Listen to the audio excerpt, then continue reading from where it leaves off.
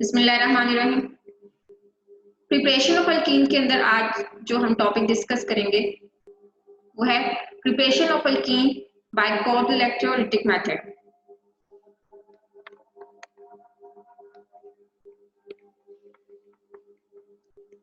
बाकी इसके जितने भी रिएक्शंस थे जो मेथड ऑफ प्रिपरेशन के लिए वो हम पढ़ चुके हैं। ठीक है, जस्ट लास्ट वन जो है वो बचा था, इसको हम डिस्कस कर लेते हैं। ये है कोल्ब इलेक्ट्रोलिटिक मेथड। ये हम पहले भी पढ़ चुके हैं, लेकिन अल्कीन की प्रिपरेशन के लिए इसमें थोड़ी सी चेंज आएगी। ठीक है, तो क्या चेंज आएगी इसको देखते हैं।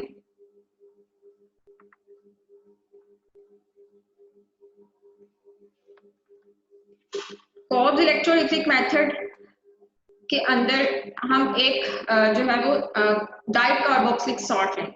ठीक है, सोडियम और potassium salt of dicarboxylic acid हमने लेना है। ठीक है, सोडियम और potassium salt of dicarboxylic acid हम लेंगे। ठीक है, एग्जांपल इसकी जो है वो है सक्सीनिक एसिड। सक्सीनिक एसिड जो है वो डाइकार्बोक्सिलिक एसिड वाला सॉल्ट है। ठीक है, इसमें इस तरह से दो कार्बोक्सिलिक जो है वो ग्रुप मौजूद होते हैं। ठीक है, अभी इसको कंप्लीट कर लेते हैं। इसमें दो बॉन्ड बने हुए हैं, तो इसमें एक बॉन्ड जो है इधर हाइड्रोजन के साथ बनाना है, एक इधर हाइड्रोजन के साथ। इसी तरह से ये वाली कार्बन में भी। ठीक है, अब एक तो ये तरीका जो है हम डिटेल वाला स्ट्रक्चर भी देखते हैं, और जो बुक में होता है वो भी। बुक में इस तरह से है CH2 हाइड्रोजन को कंबाइन करके लिखेंगे, ये COOH, ये भी COOH है। ठीक है, बॉन्ड कहाँ से टूटेगा, ये है हमारे पास, इसका नाम है सक्सीनिक एसिड। ठीक है, सक्सीनिक एसिड। अब बॉन्ड टूटेगा, कहां से टूटेगा, ऑक्सीजन हाइड्रोजन बॉन्ड टूटता है। यहाँ पे एक इलेक्ट्रॉन जो है वो ऑक्सीजन का था, एक इलेक्ट्रॉन हाइड्रोजन का। तो ऑक्सीजन क्या करता है, ये दोनों इलेक्ट्रॉन खींच कर लेता है। ठीक है, हेट्रोलिटिक फिशन ऑफ बॉन्ड अगर होती है दोनों के जो है वो केसेस में, यहाँ पे ऑक्सीजन जो है पूरे जो है वो पेयर ऑफ इलेक्ट्रॉन को अपनी तरफ ले जाता है, जिसके नतीजे में दोनों जो यहाँ पे मौजूद ऑक्सीजन है इनके ऊपर -1 नेगेटिव चार्ज आ जाएगा। ठीक है, ये सक्सीनिक एसिड है। ऑलराइट, तो जब ये ऐसा होगा, ठीक है, सक्सीनिक एसिड जो है वो कन्वर्ट हो जाएगा सक्सीनेट के अंदर। ठीक है, बाकी सारी चीजें इसी तरह से रहेंगी। ऑक्सीजन के ऊपर नेगेटिव चार्ज आ गया। ठीक है, यहाँ पे ऑक्सीजन के ऊपर नेगेटिव चार्ज आ गया, यहाँ पे हाइड्रोजन एक है, यहाँ पे भी। ठीक है, अब ये बात हम लास्ट टाइम भी सीख चुके थे कि जब एसिड में से हाइड्रोजन निकाल दी जाती है और उसके ऊपर नेगेटिव चार्ज आ जाता है, तो हम उसके नेम को जो है वो किस तरह से चेंज करते हैं, एक एसिड को खत्म करके हम ऐड कर देते हैं उसके नाम में ATE, यानी बाकी सारा कुछ वैसे ही लिखेंगे। अब ये हो जाएगा सक्सीनेट। ठीक है, सक्सीनिक एसिड मतलब जो है एन के आगे एक एसिड खत्म करके ATE जो है वो लिख देना है। ठीक है, तो ये सक्सीनेट हो गया। अब अगर हम इसके साथ कोई भी पॉजिटिव आयन जो है वो ऐड कर देते हैं, तो ये हो जाएगा सोडियम, और यहाँ पे भी सोडियम। इसका नाम हो जाएगा सोडियम सक्सीनेट। ठीक है, इस कंपाउंड का नाम है सोडियम सक्सीनेट। सोडियम सक्सीनेट ही का एक दूसरा जो नाम है या इसको जो है वो बताने का तरीका ये है कि ये सोडियम और पोटाशियम सॉल्ट है, इसका सक्सीनिक एसिड। हमने यहाँ पे सोडियम यूज किया, तो हम कहेंगे ये सोडियम सॉल्ट ऑफ, ये जो कंपाउंड है ना, इसको डिस्क्राइब करने का एक वे और है जो यहाँ पे डिस्कस हुआ है इलेक्ट्रोलिटिक मेथड जो है उसमें, कि यहाँ पे जो सोडियम है दो मौजूद है। ठीक है, तो ये दोनों मिलके जो है सक्सीनिक एसिड को सॉल्ट में चेंज कर रहे हैं। सॉल्ट क्या होता है, एक नेगेटिव आयन एक पॉजिटिव आयन इसके अंदर मौजूद है, तो ये नेगेटिव पोर्शन है, ये पॉजिटिव है, तो ये कंपाउंड है और ये सॉल्ट है। ठीक है, तो ये सॉल्ट बना किस एसिड से है, ये सक्सीनिक एसिड से बना, तो इस वजह से हम इसे कहते हैं sodium salt of succinic acid. ठीक है, तो इसका दूसरा जो नाम है इसको हम कहेंगे sodium salt of succinic acid.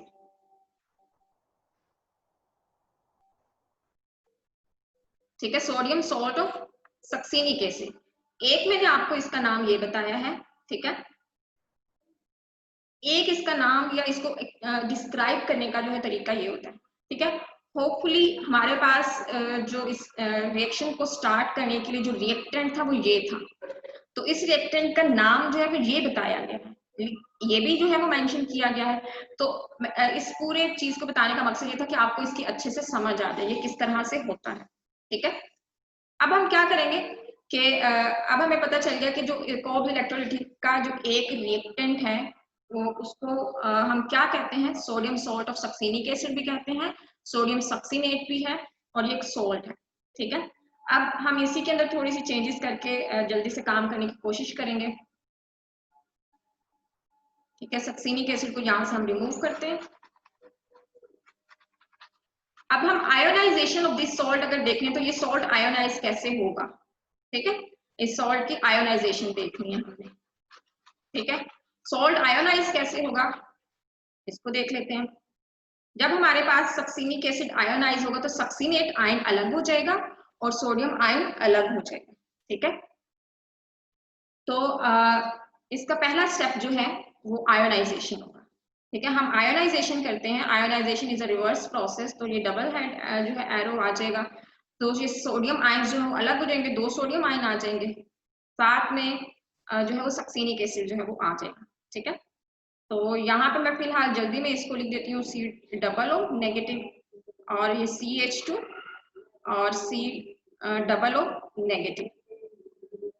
ठीक है, तो ये हमारे पास सोडियम आयन आ गया और ये हमारे पास जो है वो सक्सीनेट आयन आ गया। ठीक है, अब आफ्टर आयोनाइजेशन जो है हमारे पास जो नेगेटिव आयन है ये पॉजिटिव इलेक्ट्रोड की तरफ मूव करते हैं। ठीक है, पॉजिटिव इलेक्ट्रोड की तरफ जब ये सक्सीनिक एसिड का जो सॉल्ट है जिसको हम सोडियम सक्सीनेट कहेंगे, आयोनाइजेशन के बाद सक्सीनेट और सोडियम के अंदर कन्वर्ट होगा, फिर रिस्पेक्टिव जो इलेक्ट्रोड है उनकी तरफ मूवमेंट शुरू होगी। तो एट एनोड, एनोड जो है ऐसा इलेक्ट्रोड है जिसके ऊपर पॉजिटिव चार्ज होता है, पॉजिटिव चार्ज वाला इलेक्ट्रोड जो है एनोड कहलाता है। ठीक है, अब हम देखते हैं कि इस एनोड के पास जाएगा सक्सीनेट आयन तो क्या होगा। अब CH2 जहां पे चेंज आनी है सिर्फ मैं वो लिखूंगी।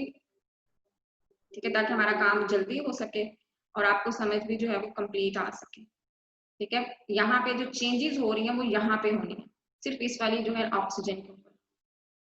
ठीक है, ऑक्सीजन ने पहले ही बताया था कि एक इलेक्ट्रॉन ऑक्सीजन का था, एक इलेक्ट्रॉन इसने हाइड्रोजन से स्नैच किया था। ये क्रॉस वाला इलेक्ट्रॉन जो है ऑक्सीजन का नहीं है। ठीक है, ये इसने हाइड्रोजन से स्नैच किया था। ठीक है, अब बाकी जो है ऑक्सीजन के इलेक्ट्रॉन कितने हैं, यहाँ पे एक इलेक्ट्रॉन जो है वो ऑक्सीजन का, जो डॉट से मैं रिप्रेजेंट करूँ, एक इलेक्ट्रॉन कार्बन का जहां पे ये सिंगल कोवलेंट बॉन्ड बना। ठीक है, ये डॉट वाले इलेक्ट्रॉन ऑक्सीजन के, 2 इलेक्ट्रॉन हो गए, बाकी ऑक्सीजन के अभी 4 इलेक्ट्रॉन पड़े, क्योंकि ऑक्सीजन के वैलेंस शेल में 6 इलेक्ट्रॉन होते हैं। ठीक है, ऑक्सीजन 6 ग्रुप से बिलोंग करता है और जो भी एटम, जो भी एलिमेंट जिस ग्रुप से बिलोंग करता है उसके वैलेंस शेल में उतने इलेक्ट्रॉन होते हैं। तो ऑक्सीजन के वैलेंस शेल में 6 इलेक्ट्रॉन है, 2 2 4 5 और 6। ठीक है, ये इलेक्ट्रॉन जो है ये शेयरिंग वाला इलेक्ट्रॉन है जो कि कार्बन का, ये इलेक्ट्रॉन इसने हाइड्रोजन से जो है वो गेन किया है। ठीक है, तो ठीक है, अब ये जो इसने गेन किया हुआ है ना ये वाला इलेक्ट्रॉन, ऑक्सीजन क्या करता है कि जब ये एनोड के ऊपर जाता है इस इलेक्ट्रॉन को लूज कर देता है। ठीक है, इस इलेक्ट्रॉन को छोड़ देता है।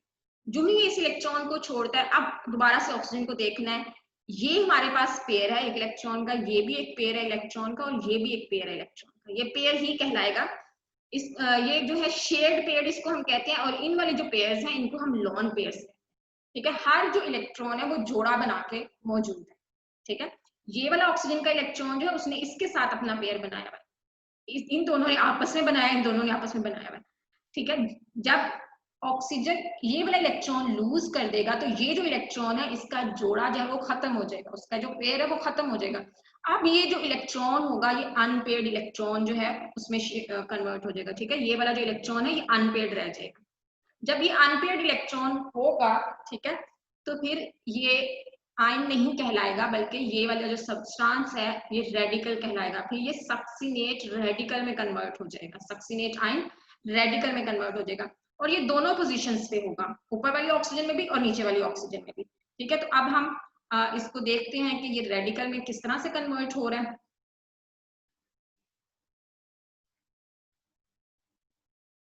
ठीक है। जब ये रेडिकल में कन्वर्ट होता है, मैं बाकी सारे इलेक्ट्रॉन नहीं लिख रही, सिर्फ ये वाला जो इलेक्ट्रॉन है ना जो अनपेयर्ड है, एक ऑक्सीजन के ऊपर मेंशन कर देते हैं। ठीक है, बल्कि हम इस तरह से करते हैं, इसको कंप्लीट ऐसे करके शो करते हैं। ठीक है, ये ऑक्सीजन पे जो है वो अनपेयर्ड इलेक्ट्रॉन जो है वो छोड़ा है, बाकी जो पेयर्ड इलेक्ट्रॉन है उसको हमने यहाँ पे मेंशन नहीं किया।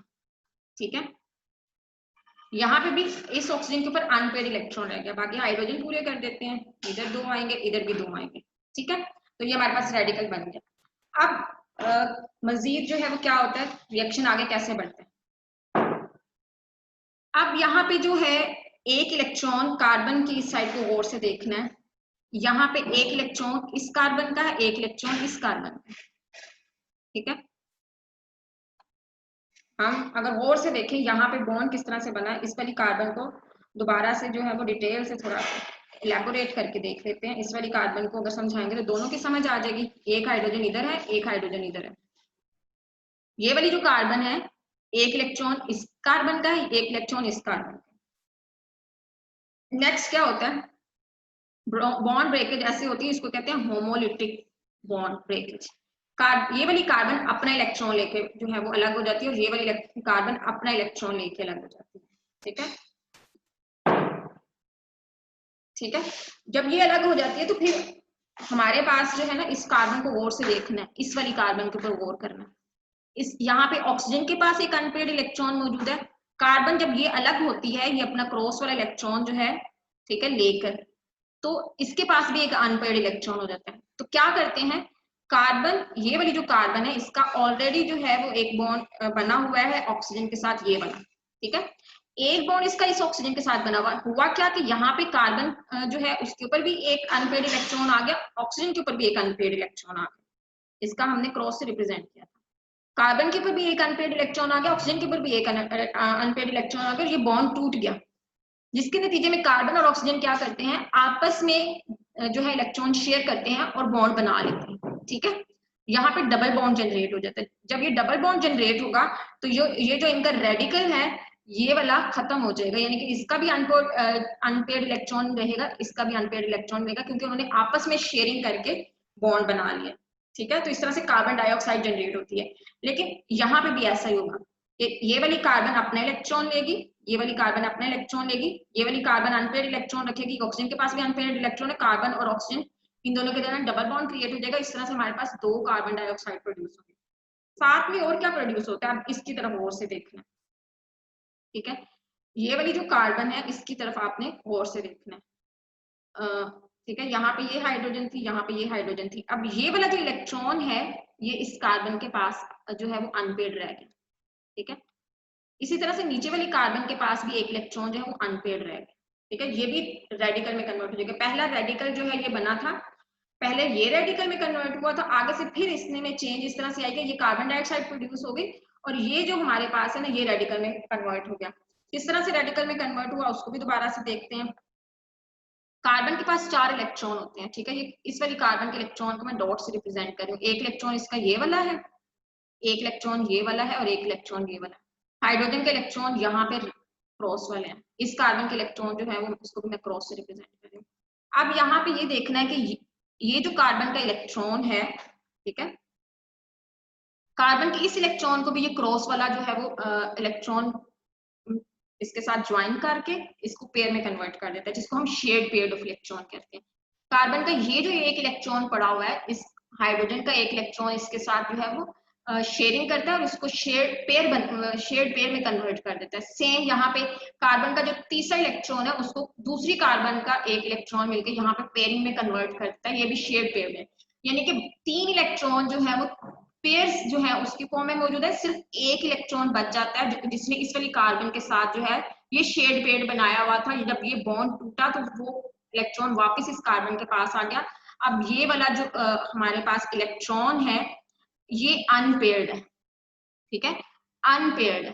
ठीक है, जब ये अनपेयर्ड होगा तो फिर मसला होगा। जो ही अनपेयर्ड होगा तो यहाँ पे रेडिकल है, सेम सिचुएशन इस कार्बन के साथ बनती है जो ऊपर वाली कार्बन की मैंने डिस्क्राइब की है। ठीक है, तो यहाँ पे 2 अनपेयर्ड जो है वो इलेक्ट्रॉन, इस वाली कार्बन के पास भी एक अनपेयर्ड इलेक्ट्रॉन है, इस वाली कार्बन के पास भी अनपेयर्ड इलेक्ट्रॉन है। मैं इसको दोबारा से यहाँ पे लिखूंगी, ठीक है, क्या होता है, कार्बन, सिंगल बॉन्ड कार्बन, इसके साथ एक हाइड्रोजन है, इसके साथ भी एक, सेम इधर भी ऐसा है, इधर भी ऐसा है। ये भी जो है वो उसके पास एक अनपेड इलेक्ट्रॉन है, इसके पास भी अनपेड इलेक्ट्रॉन। तो ये क्या करते हैं, ये अपना इलेक्ट्रॉन देता है कार्बन, और ये वाला भी अपना एक इलेक्ट्रॉन देता है, और आपस में डबल बॉन्ड जो है वो बना लेते हैं। जब ये आपस में डबल बॉन्ड बनाएंगे, पहले सिंगल था, अब ये डबल बन जाएगा। ठीक है, डबल बॉन्ड बनता है, बाकी हाइड्रोजन इसके साथ ऐसे ही आ जाते हैं। अगर इसको गौर से देखें, एक कार्बन और 4 हाइड्रोजन जो है, ये वाला मॉलिक्यूल क्या होता है, ये वाला मॉलिक्यूल है ईथीन। ठीक है, तो हम इलेक्ट्रोलिटिक मेथड से इथीन को इस तरह से प्रोड्यूस कर सकते हैं। ठीक है, तो हम इस मेथड को इलेक्ट्रोलिटिक मेथड क्यों कहते हैं, क्योंकि इसमें इलेक्ट्रिसिटी जो है वो गुजरती है, हम इलेक्ट्रिसिटी गुजारते हैं एक सेल में से। सेल के अंदर जो है, सेल एक कंटेनर होता है जिसमें हम जो है वो अपना जो इलेक्ट्रोलाइट, यानी कि यहाँ पे हमने सोडियम सक्सीनेट जो है वो ऐड किया हुआ है, और इसके अलावा वाटर हम ऐड करते हैं, वाटर होगा, सोडियम सक्सीनेट होगा। ठीक है, और इसके अंदर हम इलेक्ट्रोड लगाए हुए हैं और इलेक्ट्रिसिटी पास करवा रहे हैं। ठीक है, इलेक्ट्रोड है, एक पॉजिटिव इलेक्ट्रोड है, दूसरा नेगेटिव इलेक्ट्रोड है। ठीक है, दो इलेक्ट्रोड है, इन इलेक्ट्रोड को जो है वो वायर से कनेक्ट किया हुआ है, एक पॉजिटिव और नेगेटिव एंड है। ठीक है, तो ये हमारे इलेक्ट्रोड्स हैं। अच्छा, ये सारा जो रिएक्शन है एट एनोड हुआ। अब कैथोड पे क्या होता है उसको हम देख लेते हैं। कैथोड के ऊपर जो है कौन जाता है, सोडियम जो है एट कैथोड। कैथोड जो है नेगेटिव इलेक्ट्रोड होता है, दो इलेक्ट्रॉन जो निकले हैं वो कहाँ जाएंगे, वो वाटर के साथ जो है वो इंटरेक्ट करेंगे। ठीक है, यहाँ पे एक इलेक्ट्रॉन ऑक्सीजन का है, एक हाइड्रोजन का, इधर भी जो है वो इसी तरह का मामला, हम एक और वाटर मॉलिक्यूल ले लेते हैं, उसमें भी ऐसे ही है, एक इलेक्ट्रॉन ऑक्सीजन का, एक हाइड्रोजन का। तो ऑक्सीजन क्या करती है, एज यूजुअल इलेक्ट्रॉन छीन लेती है हाइड्रोजन से, दोनों के दोनों ले लेती है और हाइड्रोक्साइड में कन्वर्ट हो जाती है, ये OH बना देंगे। ठीक है, यहाँ पे भी OH बनेगा, यहाँ पे भी OH, यहाँ पे पॉजिटिव आयन आ गया, ये भी पॉजिटिव आयन आ गया। तो जो इलेक्ट्रॉन हाइड्रोजन के जो है छीने गए थे, यहाँ से इलेक्ट्रॉन दोनों मिल जाते हैं, एक इलेक्ट्रॉन इस हाइड्रोजन को मिलेगा, दूसरा इलेक्ट्रॉन इस हाइड्रोजन आयन को मिलेगा, जब ये पॉजिटिव आयन में कन्वर्ट हो गए, दो हाइड्रोजन एटम बनते हैं। ठीक है, तो हमारे पास यहाँ पे एक हाइड्रोक्साइड प्रोड्यूस हुआ, एक हाइड्रोजन आयन प्रोड्यूस हुआ, इस तरह से यहाँ पे हाइड्रोक्साइड आयन प्रोड्यूस हुआ और हाइड्रोजन आयन प्रोड्यूस हुआ। अब ये वाली जो हाइड्रोजन आयन है, इनके बारे में मैं कह रही हूँ कि इनको एक एक इलेक्ट्रॉन मिलता है। जब जो ही इनको एक इलेक्ट्रॉन मिलता है यहाँ से, मतलब मैं इसको इस तरह से लिखती हूँ कि हम ये अभी इलेक्ट्रॉन यहाँ पे नहीं देते। ठीक है, पहले हम ये कहते हैं कि ये चीज बन गई। ठीक है, ये दो इलेक्ट्रॉन जो है हम आगे वाले स्टेप के अंदर इसमें ऐड करते हैं। ये दोनों हाइड्रोजन जो है आयंस, इनको दो इलेक्ट्रॉन जब मिलेंगे तो ये किस में कन्वर्ट हो जाएंगे, दो हाइड्रोजन एटम। दो हाइड्रोजन एटम आपस में रिएक्ट करेंगे और दो हाइड्रोजन एटम आपस में रिएक्ट करने के बाद एक हाइड्रोजन का मॉलिक्यूल बना देंगे, जिसमें दो हाइड्रोजन एटम कनेक्टेड होंगे सिंगल बॉन्ड के थ्रू। ओवरऑल रिएक्शन देखना, हमारे पास यहाँ पे प्रोडक्ट के अंदर दो हाइड्रोजन आयंस आए हैं, ये प्रोडक्ट में आए हैं, ये एक ये और एक ये, यहाँ पे रिएक्टेंट में आए हैं। ठीक है, तो यहाँ पे प्रोडक्ट में आए, यहाँ पे पॉजिटिव साइन है, तो ये कैंसिल हो जाएंगे, जो जिस पहले प्रोडक्ट का हिस्सा हो फिर आगे रिएक्टेंट का हिस्सा हो, वो फाइनल इक्वेशन का हिस्सा नहीं बनती। यहाँ पे दो हाइड्रोजन एटम प्रोड्यूस हुए, फिर ये दो हाइड्रोजन एटम आपस में रिएक्ट करके इन्होंने हाइड्रोजन गैस बना दी, ये भी जो है वो फाइनल इक्वेशन का हिस्सा नहीं बनेंगे। फाइनल इक्वेशन क्या बनेगी हमारे पास, हम लिखेंगे कि दो इलेक्ट्रॉन राइट साइड, इक्वेशन को जो है वो आपने दो हिस्सों में डिवाइड करना है यूं करके। अब जो कटिंग होगी वो हमने फाइनल इक्वेशन में लिखनी है, एक वोटर ये है, दूसरा वोटर ये है, तो हम लिखेंगे 2H2O। ठीक है, बाकी क्या बचता है, दो इलेक्ट्रॉन, फिर लिखेंगे 2 इलेक्ट्रॉन्स। अब राइट साइड पे आ जाते हैं, एक OH ये है, एक OH ये है, तो लिखेंगे 2 हाइड्रोक्साइड आयंस, और एक H2 ये है, तो इसको लिखेंगे H2। ये हमारे पास ऐड कैथोड फाइनल इक्वेशन होगी, ये बाकी काम समझाने के लिए था। अब बाकी बच गए हैं सोडियम, और यहाँ पे बचे हैं हाइड्रोक्साइड, दो हाइड्रोक्साइड हैं, और शुरू में आपको याद होगा कि सोडियम सक्सीनेट में से दो सोडियम निकले थे, दो सोडियम आएंगे। ठीक है, और ये मिलके क्या बना देंगे, दो सोडियम हाइड्रो ऑक्साइड। ठीक है, तो इस तरह से हमारे पास काफी सारे जो है प्रोडक्ट्स इसमें बनते हैं। तो ये रिएक्शन बहुत ज्यादा इंपॉर्टेंट सिंथेसिस के लिहाज से नहीं है, क्योंकि सोडियम हाइड्रोक्साइड है बन रहा, हाइड्रोजन गैस बन रही है इसके अंदर, और अल्कीन भी बन रही है, ठीक है। हम अल्कीन भी जो है वो इसके अंदर बना रहे हैं, लेकिन इतने ज्यादा प्रोडक्ट्स होने की वजह से जो है सेपरेशन करना और ये कॉम्प्लिकेटेड हो जाता है, तो हम ये रिएक्शन बहुत ज्यादा इस्तेमाल नहीं करते, इसकी बहुत ज्यादा इंपॉर्टेंस नहीं है। ठीक हो गया? तो इंशाल्लाह जो है ना आज के लिए इतना काफी है। आगे इसकी फिजिकल प्रॉपर्टीज हैं एल्कीन्स की, वो हम नेक्स्ट लेक्चर